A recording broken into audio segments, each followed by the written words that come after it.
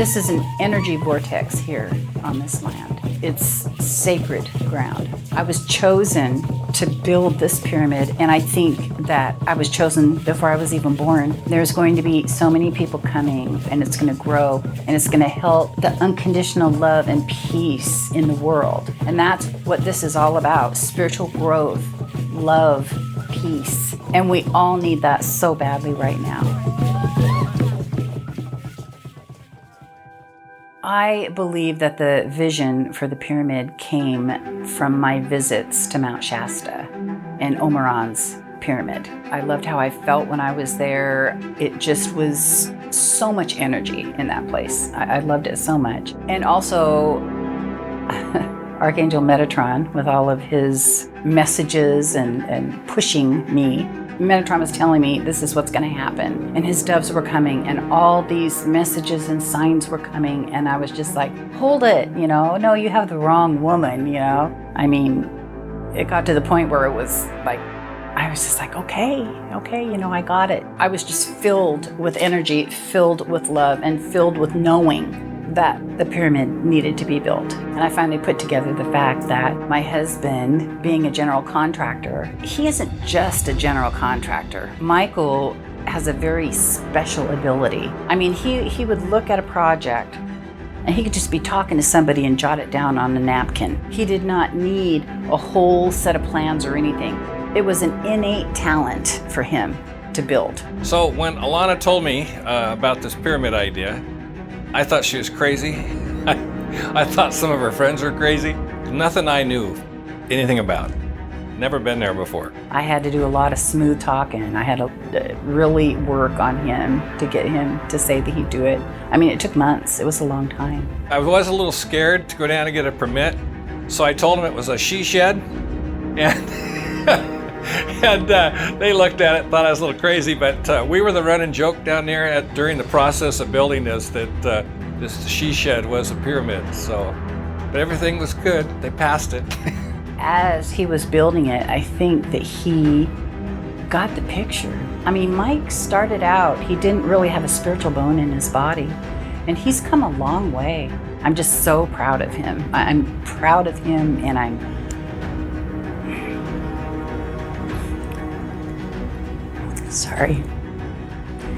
just very proud of him for his accomplishment on building Metatron's pyramid and the sacred grounds. And I'm so thankful and so blessed that he would do that. He did it for me. And I think now he understands that it's not just for me, but it's for him, and it's for everybody. It's for the whole community. To build the pyramid, I had to find out all of the specs on it, what had to be done, I had to kind of start from ground zero. And so I talked to the builder of the Shasta pyramid, Omeron, and he gave me some specs on lining it up with true north and 52-degree sides like the Giza pyramids, and everything just clicked. When I set the post, I mean, I've set posts before, but usually if you're a 1/4 inch off or an inch off, even on that size building, it's not a big deal. But everything just worked out perfectly. Biggest challenge was asking people for help. Well, Michael just couldn't do it by himself. I mean, we were worried a lot of the time about having enough help to come out and get it done, but the community really came through. At one time, we had like 10 people out here, men and women alike, just volunteering and helping us get the pyramid up. So that was fantastic. I really wanted to reward them with something, and then kind of through this whole thing, the reward is the pyramid and the grounds. There's so much here. I can't even begin to say. Each person that comes here has a different journey. You just have to come and experience it for yourself. We have events, we have concerts, we have classes. Some people they like to come and just enter the pyramid, either with others or by themselves. It's like a spaceship. People love to walk the labyrinth. That's a real beautiful experience.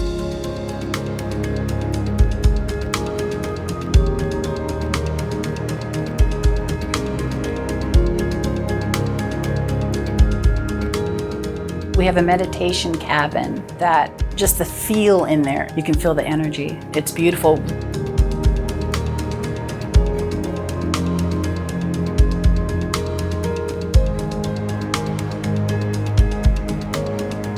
There's a whole grounds out there. There's a bench you can sit on, there's waterfall. The waterfall is just spectacular. It's Kuan Yin's waterfall.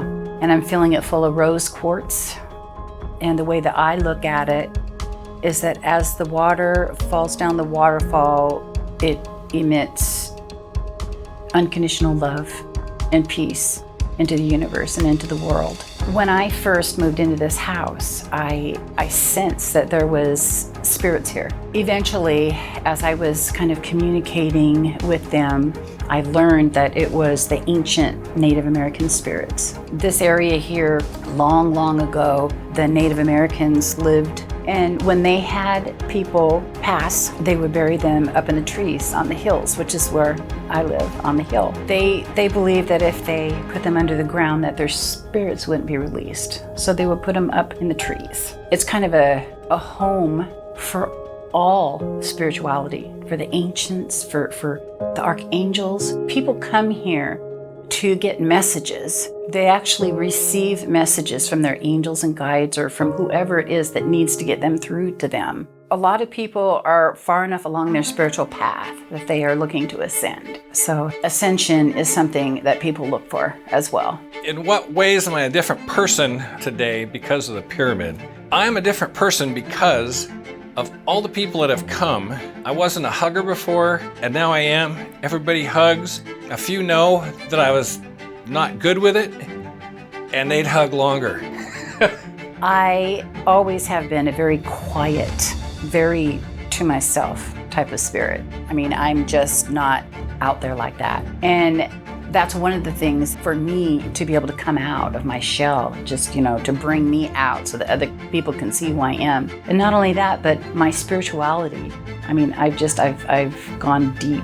This is my last hurrah. The pyramid is my last hurrah. That's my last piece of artwork, and now I can relax. I'm not building anything else. I'm done.